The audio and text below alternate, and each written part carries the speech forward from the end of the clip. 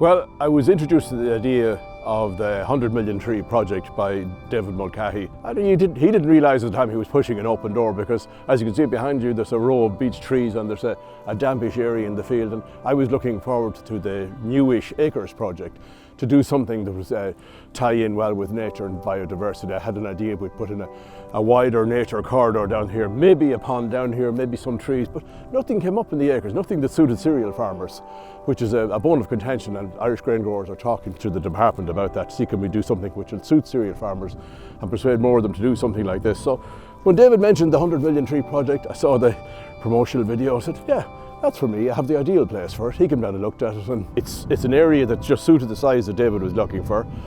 We measured it out, it's just a fifth of an acre, so it's an ideal, and we have another piece over in a different field which is similar, so we're going to do that as well. So here today, we as a forestry company have been kindly asked by Richard and David Mulcahy to be involved in the 100 million tree project. The idea behind that is that us as a company will help out Richard and David achieve their goal in reaching the 100 million tree goal they have set out in regards to planting and organising the logistics of the whole planting of the sites that they've sourced. I'm immensely proud of Donald to bring all these trees on his land. I'm so proud of him, and I think it's a brilliant thing to do. And we'll have this forest, this pocket forest, in years to come. I mean, it'll be there for his children rather than for him, I think. You know, so delighted, absolutely delighted to be part of the project. Tough when you're ploughing, tough for the combine, so this sort of area is perfect for trees, for forestry. I think everyone should do their bit, do a small bit to try and help. And so there's a big crew here, so you get through it very quick. The 100 million tree project is in year 2. It's ramping up big time in terms of numbers.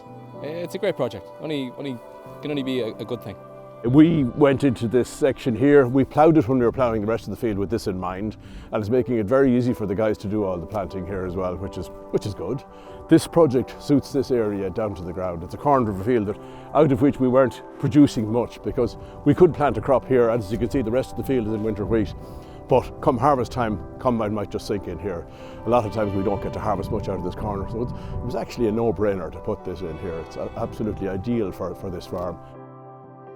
Like this initiative, planting these native trees, it's helping with biodiversity, creating wildlife habitats. Even just planting this small area will dramatically improve the whole area of its wildlife, and yeah, it's nice to just give back. That's the joy of being a forester as in establishment, that after X amount of years you come back to the site and you see it, the enjoyment is looking at it to say I was involved in that planning and the planting of that site. This is ideal. It's on a piece of land that's not producing for me. The rest of the land is producing, and I think in 10 or 15 years food production will become more and more important.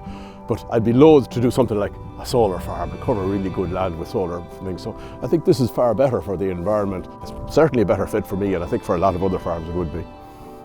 It's absolutely fantastic. The other thing, it will be great for biodiversity, because what we'll have is we'll have birds and bees, and we'll have butterflies attending and pollinating the trees. So that will be lovely. That'll be a really nice thing to have in the future. Aside from the huge carbon capture, is that weeds will be crowded out. There's going to be very little maintenance, if any. So from a cereal farmer's point of view, that's good. From any type of a farmer's point of view, that's good.